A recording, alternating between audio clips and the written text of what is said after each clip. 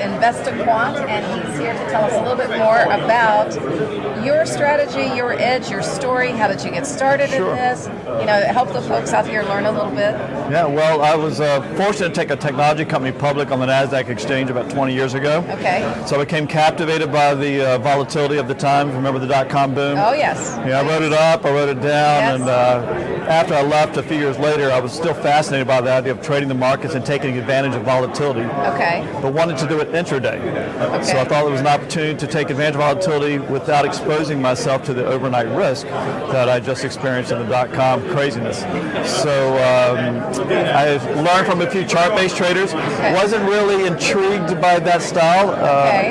Too much art and subjectivity for the way I think. I'm a math guy, an engineering guy. Okay. So I hired a developer, a friend of mine, to start testing patterns. And we thought it'd be pretty easy to find ways to time the market. And it was a lot harder than we thought, of course. But after a couple of years, we built a program of about 5 different strategies.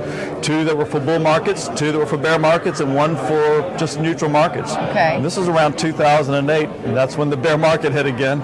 So I'd never traded in that environment, and had a fair amount of success, though, just simply trading signals that came out of my system. So would this would be intraday trading, kind of shorter-term trading? Totally. I didn't want to be a day trader, but ended up migrating to futures. Okay. So I could take as much leverage as I wanted intraday without any overnight risk. Okay. So it really became an efficient way to basically manage my capital. So in today's environment, because I think everyone probably is very curious since we have major volatility, so would today be like a really great day for you to use this type of the volatility that's in the market?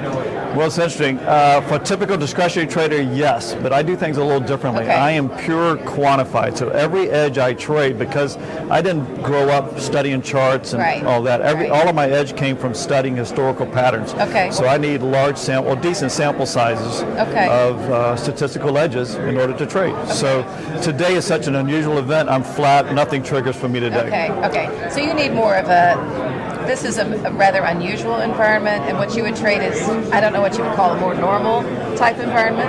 Yeah, so anything except for ultra high volatility like this for a quantitative trader. So I'm trading algorithmically now, though I trade as a discretionary basis a long time ago. But all of my edges are based upon pretty much a combination of 2 things.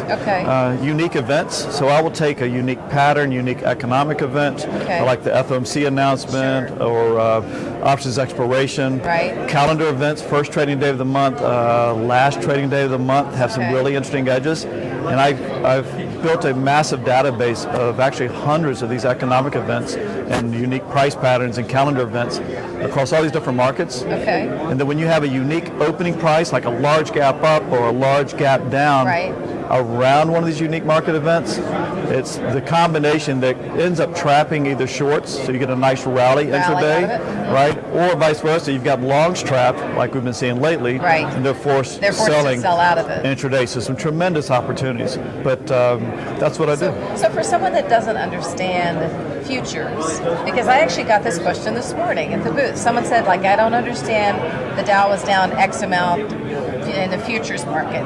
Help share with people, what does that mean? And so if you're saying that you're trading in the futures market, help them understand what that means. Sure. So futures are just derivatives of the broader markets off of the indices. You can, they're highly correlated. So the diamonds trade just like the E-mini Dow. The E-mini S&P 500 trades with the S&P 500. It's just a much easier way, in my opinion, to trade the markets, because you can push a button and go long. You can push a button and sell. You're not borrowing stock, having to do with any of the other restrictions that often come with stocks. Now, would you have certain, I don't want to say recommendations, but let's say someone is a subscriber of yours of what to do the next day, or like when would they get a signal to take one of Sure, so we're big believers in helping people find edges and then making them your own, because that's how you're going to be most successful over the long term. Learning it on your own. Right, so we have a platform that allows you to test and search for and find these unique events with unique opening situations that you can see the historical results yourself without having to even code or backtest anything. So it's a really tremendous opportunity to find edges and make them your own. All right, so if someone wants to learn more, Scott, how can they contact you or your website or something? Tell them how to learn more. Go to investorquant.com. Better spell that out, because I had trouble with that. Yeah. Invest I Okay. Quant. Okay, Invest I Quant. Pronounced InvestorQuant. InvestorQuant, okay. Thank you. Thank you.